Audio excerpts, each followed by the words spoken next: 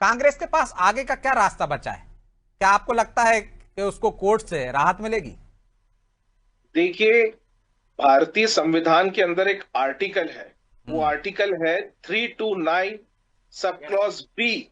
हम्म। Article 329 बेहद महत्वपूर्ण है, जानना भी बेहद जरूरी है सभी दर्शकों के लिए भी। हम्म। इस आर्टिकल के अंतर्गत कोई भी जुडिशियल पावर इलेक्शन में इंटरफेयर नहीं कर सकता है।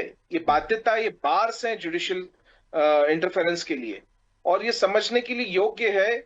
इसी के चलते अगर आपने ध्यान दिया हो तो सुप्रीम कोर्ट ने कार्रवाई के लिए कल तारीख जरूर नियत करी है, हम्म। लेकिन चुनाव निरस्त करने से मना करा है। बेहद हम्म। महत्वपूर्ण। आपने एक पिटीशन दायर की है जो कि रिट पिटीशन है, और इसी आर्टिकल 329 सब क्लॉज बी के चलते आप कोई भी निर्वाचन के मध्यांतर पिटीशन दायर नहीं कर सकते हैं, और करेंगे तो उसमें कोर्ट हस्तक्षेप नहीं कर सकता है अकॉर्डिंग टू द कॉन्स्टिट्यूशन। अब ये पिटीशन इसीलिए चुनाव के बाद में इलेक्शन पिटीशन के रूप में दायर होती है, और मतलब उसमें सीधा अलग सीधा है अलग। कि कोर्ट से ऐसी कोई राहत नहीं मिलने वाली कांग्रेस को। बिल्कुल। और इस पर और इसके दो खास करके उदाहरण भी हैं, मैं दो उदाहरण गिना देता हूं तो आपकी बात और मजबूत हो जाएगी। 27 नवंबर 2021 में बीजेपी प्रत्याशी थे नीलगिरी से गुरुमूर्ति, फार्म ए बी में गलती की थी उन्होंने, इसी आधार पर रिजेक्ट हुआ था, कोर्ट से उनको राहत नहीं मिली। 2024 में देवाशीष धर का मामला है, वीरभूमि का, नो ड्यूज की जानकारी नहीं दे पाए थे, निर्वाचन अधिकारी ने उनका फॉर्म रद्द कर दिया था, कोर्ट की शरण में गए थे, कोर्ट से राहत नहीं मिली थी।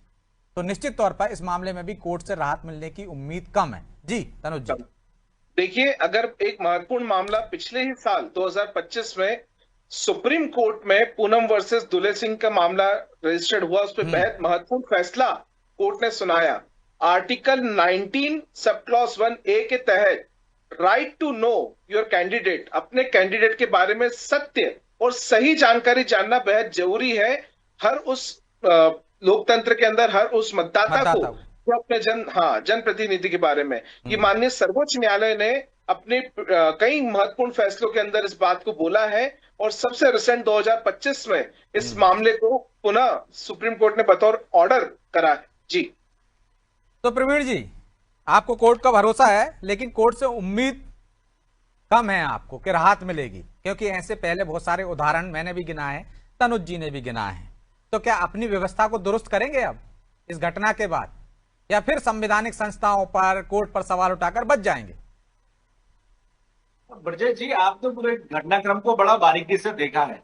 आप स्वयं अपनी अंतरात्मा में पूछिए कि भारतीय जनता पार्टी ने किस तरह से लोकतांत्रिक हथकंडे अपना प्रवीण के भाई, इस, आप बहुत अच्छे समझदार इस व्यक्ति हो। मैं, अंतरात्मा पे कोर्ट फैसले नहीं देती मैं है, वही तो कह रहा हूँ। तथ्यों पर नहीं, देती मैं है। पहले आप और हम अंतरात्मा पे, जैसे मैं, वो कह रहे हैं 25-30 दे देंगे अंतरात्मा पर, तो उसका कोई प्रमाण नहीं है, मैं वैसे ही आप कह रहे हो। जिस मैं वही कह रहा हूँ, जिस हम्म। विषय पर आज टीवी डिबेट चल रही है, हमें न्यायपालिका पर पूरा भरोसा है, न्याय मिलेगा। न्याय नहीं, मैं वहां से जब हमें लगेगा कि न्याय हमारे पक्ष में नहीं आया तो जनता के बीच में जाएंगे, हम्म। क्योंकि जिस विषय को आधार बनाया गया है वो आधारहीन है।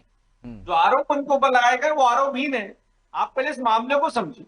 वो प्रदेश की प्रभारी थी तेलंगाना की, वहां पर किसी के साथ कोई कृत्य होता है, कोई घटना घटती है, उसमें वो लड़की या वो जो भी बंदा है वो उस बात को कह रहा है कि आप इस प्रदेश की प्रभारी थी, आपने संज्ञान क्यों नहीं लिया। ठीक तो है। चाहे मीनाक्षी नटराजन जी हो या उस प्रदेश का आने वाला कोई भी प्रभारी हो, अन्य भविष्य में कोई भी बने, तो वो विषय उस पर ही रहेगा, क्योंकि प्रभारी के ऊपर था, व्यक्तिगत नहीं था। इसलिए ना तो वहां के जो डिसीजन आए उसमें मीनाक्षी जी का नाम है, ना कोर्ट में उनका नाम है। जब वो नाम ही नहीं है तो उस भाई विषय को नोटिस संज्ञान मिला है लेके उन्हें, उन्होंने मध्य जवाब प्रदेश की दिया है, विधानसभा। तो इतनी सी जानकारी और क्यों नहीं डाल दी गई उसमें कि आपराधिक मामला था, आप उसमें मुझे नोटिस मिला था? आप तो जो है आप उसमें अपना कारण सिस्टम था क्या? सुधारेंगे क्या? जो नामांकन की प्रक्रिया है, ब्रजेश उसकी जी, जांच की, अपनी टीम को ब्रजेश जी, उस सुधारेंगे? फॉरम के अंदर क्या कॉलम था क्या आपराधिक जानकारी देने का? ये बताइए आप मुझे, कॉलम कोई, था क्या? देखिए आपराधिक मामले में उनको नोटिस मिला है, तो ये मैं जानकारी आपसे देना कह रहा हूं, चाहिए ना। कॉलम था क्या भरने का? कोई कॉलम होता जरूर भरते।